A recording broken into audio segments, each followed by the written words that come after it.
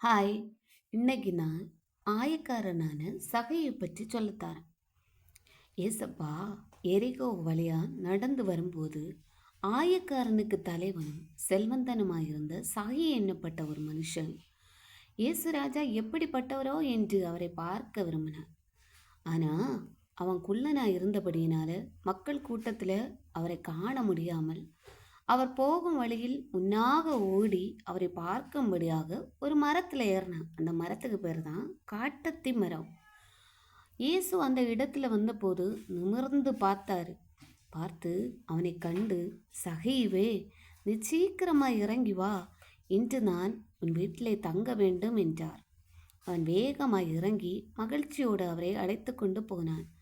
அதை கண்ட அனைவரும், இவர் பாவியான மனிதனிடத்து தங்கும்படி போனார் என்று ஒருவருக்கொருவர் என்ன செய்தாங்க? முறுமுறுத்தார்கள்.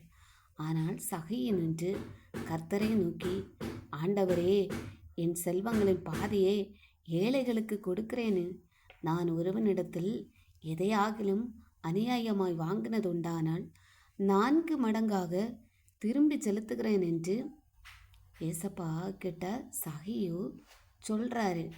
இயேசு அவனை நோக்கி, இன்றைக்கு இந்த வீட்டுக்கு ரட்சிப்பு வந்தது, இவனும் ஆபிரகாமுக்கு குமாரனாக இருக்கிறானே சொல்லிட்டு சொல்கிறாரு. இழந்து போனதை தேடவும் ரட்சிக்கவுமே